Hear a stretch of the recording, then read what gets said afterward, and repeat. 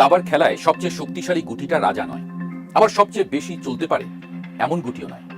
অনেক সময় পুরো খেলার ভাগ্য বদলে দেয় এমন একজন খেলোয়াড় যাকে বোর্ডে দেখা যায় না, যে নিজে যুদ্ধ করে না কিন্তু ঠিক করে দেয় কে জিতবে আর কে হারবে।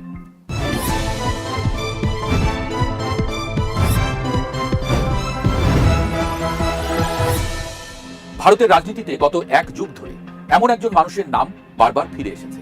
তিনি কখনো প্রধানমন্ত্রী হননি, কখনো মুখ্যমন্ত্রীও নন, অনেকদিন পর্যন্ত তিনি ছিলেন না কোনো নির্বাচিত জনপ্রতিনিধি।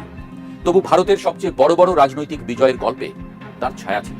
তার নাম Prashant Kishor, India's most famous political strategist. কিন্তু প্রতিটি কিং মেকারের জীবনেই একটা মুহূর্ত আসে যখন প্রশ্ন ওঠে, অন্যদের রাজা বানানো সহজ, কিন্তু নিজে কি রাজা হওয়া যায়? 2026 সালের আগস্ট বিহারের একটি উপনির্বাচন, একটি আসন যেটিকে 3 দশক ধরে বিজেপির দুর্গ বলা হতো। আর সেই দুর্গেই প্রশান্ত কিশোর জিতে গেলেন 19,246 ভোটে। জয়ের পর তিনি একটি মাত্র বাক্য বললেন, 30 বছরের দুর্গ 30 দিনেই ভেঙে পড়েছে। কিন্তু এটা কি সত্যিই শুধু একটা দুর্গের পতন, নাকি ভারতের রাজনীতিতে একটি নতুন অধ্যায়ের সূচনা? একজন নির্বাচনের স্ট্র্যাটেজিস্ট আজ যাকে ভারতের রাজনৈতিক মহল চেনে, তিনি কিন্তু রাজনীতি দিয়ে ক্যারিয়ার শুরু করেননি। বিহারের বক্সার জেলার এক সাধারণ পরিবারে জন্ম, পড়াশোনা করেছেন জনস্বাস্থ্য নিয়ে, এরপর কাজ করেছেন জাতিসংঘের একটি স্বাস্থ্য কর্মসূচিতে, অর্থাৎ রাজনীতি নয়। তার প্রথম পরিচয় ছিল একজন পাবলিক হেলথ প্রফেশনাল, কিন্তু এরপরই তার জীবনে আসে এক অদ্ভুত মোড়। 2014 সালের আগে ভারতের নির্বাচনী প্রচারণা অনেকটাই ছিল প্রচলিত ধারা, বড় বড় জনসভা, পোস্টার, মিছিল, সংবাদপত্রে বিজ্ঞাপন।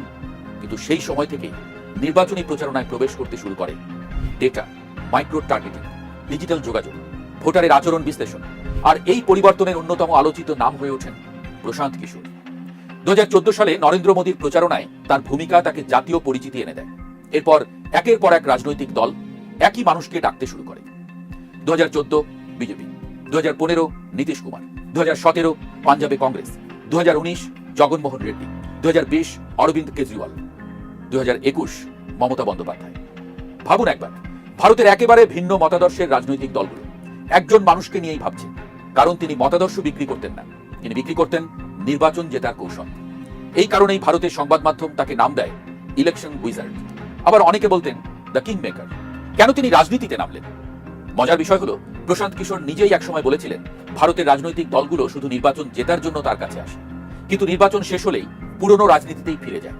অর্থাৎ কৌশল বদলায় কিন্তু রাজনীতি বদলায় না। এই হতাশা থেকেই জন্ম নেয় একটি নতুন ধারণা, নতুন পার্টি, জনসুরাজ পার্টি। কোনো হেলিকপ্টার প্রচারণা নয়, কোনো বিলাসবহুল রোড শো নয়, বরং হাজার হাজার কিলোমিটার হেঁটে বিহারের গ্রামে গ্রামে যাওয়া, মানুষের কথা শোনা, তাদের সমস্যার নোট নেওয়া। এক অর্থে প্রশান্ত কিশোর একজন রাজনৈতিক পরামর্শক থেকে নিজেকে বদলে ফেললেন একজন মাঠের কর্মীকে। এখানেই শুরু হয় সবচেয়ে বড় ঝুঁকি। ভারতের রাজনীতিতে কিং মেকার অনেক দেখা গেছে, কিন্তু কিং মেকাররা সাধারণত নিজেরা নির্বাচনে নামেন না। কারণ যেদিন তারা নিজেরা ভোটে দাঁড়ান, সেদিন তাদের সব তত্ত্বের পরীক্ষা শুরু হয়। মানুষ তখন আর জিজ্ঞেস করে না আপনি কাকে জিতিয়েছেন, মানুষ তখন জানতে চায় আপনাকে কেন ভোট দেব। প্রশান্ত কিশোরও সেই পরীক্ষায় নামলেন, আর সেই পরীক্ষায় প্রথম বড় উত্তর এলো বিহারের একটি আসন থেকে, নাম বাঁকিপুর। কিন্তু এই বাঁকিপুর আসনটি কেন এত গুরুত্বপূর্ণ? কেন এই ফলাফল শুধু বিজেপিকেই নয়, আরজেডি, জেডিইউ, এমনকি পুরো ভারতীয় রাজনীতিকে নতুন করে ভাবতে বাধ্য করেছে? আসল চমকটা কোথায়? বাঁকিপুরের গল্প বুঝতে হলে প্রথমে একটা সংখ্যা মনে রাখতে হবে। 2025 জনসুরাজ বিহারের বিধানসভা নির্বাচনে 238টি আসনে লড়েছিল, জিতেছিল একটিও না। ভোট পেয়েছিল মাত্র 3.44%।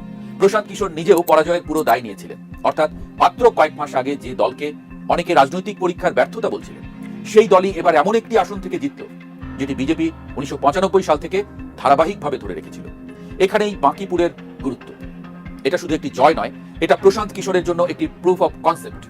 তিনি এতদিন বলতেন বিহারের প্রচলিত রাজনীতির বাইরে নতুন রাজনৈতিক জায়গা তৈরি করা সম্ভব। 2025-এ তার প্রমাণ মেলেনি। 2026-এর বাঁকিপুরে প্রথমবার ভোটার যেন তাই বলল, হ্যাঁ সম্ভব। জিতলেন কিভাবে? কিন্তু প্রশ্নটা থেকে যায়, প্রশান্ত কিশোর জিতলেন কিভাবে? বিশ্লেষকদের কথায় এর কোনো একক উত্তর নেই। প্রথমত, বাঁকিপুরের ভোটাররা অন্য অনেক আসনের চেয়ে আলাদা। এখানে প্রচুর কলেজ, কোচিং সেন্টার, বিশ্ববিদ্যালয় ও হোস্টেল, আর ভোটারদের প্রায় 1/3 18 থেকে 29 বছর বয়সী। ফলে চাকরি, শিক্ষা আর প্রতিযোগিতামূলক পরীক্ষার মতো ইস্যু এখানে সরাসরি ভোটের সঙ্গে যুক্ত হয়েছে। সাম্প্রতিক ছাত্র আন্দোলনও এই ক্ষোভকে আরো রাজনৈতিক করে তুলেছে। দ্বিতীয়ত, বিজেপির দীর্ঘদিনের শক্ত ঘাঁটিতে আত্মতুষ্টির একটা সুযোগ তৈরি হয়েছিল কিনা সেটাও প্রশ্ন। দলের পুরনো প্রার্থী নিতিন নবীন আসন ছাড়ার পর নতুন প্রার্থী বদল নিয়ে বিতর্ক এবং স্থানীয় স্তরে অসন্তোষ সব মিলিয়ে বিজেপির সেই পুরনো উইনিং ফর্মুলা এবার পুরোপুরি কাজ করেনি। তৃতীয়ত, প্রশান্ত কিশোরের নিজের নামটাই এখানে বড় অ্যাসেট।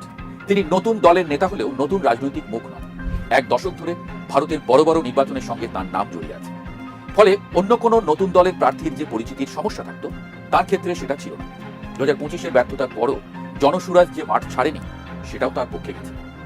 আর চতুর্থ কারণটা সবচেয়ে গুরুত্বপূর্ণ, তিনি শুধু বিজেপির বিরোধী ভোট চাননি, তিনি চেষ্টা করেছেন বিজেপি বনাম আরজেডি এই পুরনো দুই মেরুর বাইরে একটা তৃতীয় জায়গা তৈরি করতে। অর্থাৎ বিজেপিকে ভোট দেব না এবং আরজেডিকেও ভোট দেব না, এই দুই ধরনের ভোটারকে একই জায়গায় আনার চেষ্টা। ফলাফল বলছে অন্তত বাঁকিপুরে সেই পরীক্ষাটা কাজ করেছে।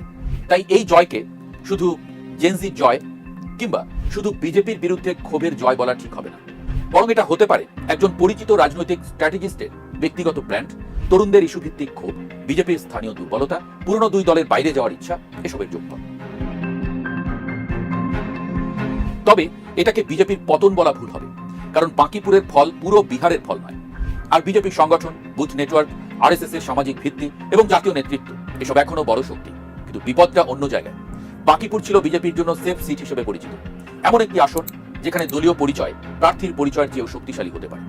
সেই আসনেই যদি ভোটার একজন নতুন দল এবং নতুন প্রার্থীর দিকে যেতে পারেন, তাহলে বিজেপিকে ভাবতে হবে কোথায় তাদের পুরনো ভোটাররা অসন্তুষ্ট। বিশেষ করে তরুণ ভোটারদের মধ্যে শিক্ষা, চাকরি ও পরীক্ষা ব্যবস্থা নিয়ে যে ক্ষোভ তৈরি হয়েছে তার সঙ্গে এই ফলের সময়কালও গুরুত্বপূর্ণ। বাঁকিপুরে ভোটারদের প্রায় 1/3 18 থেকে 29 বছর বয়সী, অর্থাৎ জেনজির উপস্থিতি এখানে অস্বাভাবিকভাবে গুরুত্বপূর্ণ। তাই বিজেপির জন্য বার্তাটা একটি আসন হারানো নয়, বার্তাটা হলো পুরনো রাজনৈতিক আনুগত্যের জায়গায় যদি ইস্যু বেসড ভোটিং ঢুকতে শুরু করে তাহলে সেফ সিটও সেফ থাকে না। এখানে গল্পটা আরো ইন্টারেস্টিং, কারণ জনসুরাজ যদি শুধু বিজেপির ভোট কাটতো তাহলে আরজেডি হয়তো স্বস্তিতে থাকতো। কিন্তু সমস্যা হলো সে যদি আরজেডির ভোটও নিতে শুরু করে। বাঁকিপুরের ফল নিয়ে প্রকাশিত বিশ্লেষণে এমন ইঙ্গিত কিন্তু পাওয়া যাচ্ছে যে আরজেডির ঐতিহ্যগত মুসলিম যাদব ভোটের একটি অংশ জনসুরাজের দিকে গেছে। এমনকি ফলের পর তেজস্বী যাদব দলের সব সাংগঠনিক ইউনিট ভেঙে পুনর্গঠনের সিদ্ধান্ত নিয়েছে। এটা যদি শুধু বাঁকিপুরের ঘটনা না হয়, তাহলে বিহারের রাজনীতি এতদিনের বিজেপি বনাম আরজেডি দ্বিমেরুকরণ থেকে বেরিয়ে 3 কোণের লড়াই হয়ে যেতে পারে। আর তৃতীয় শক্তি হিসেবে জনসুরাজের সবচেয়ে বড় সুবিধা, সে বিজেপির বিরুদ্ধে এমপি বিজেপি ভোট চাইতে পারে, আবার আরজেডির পুরনো রাজনীতিতে অসন্তুষ্ট ভোটারদেরকেও বলতে পারে দুটোর কোনোটাই নয়। তাহলে কি প্রশান্ত কিশোরই বিহারের পরবর্তী বড় নেতা?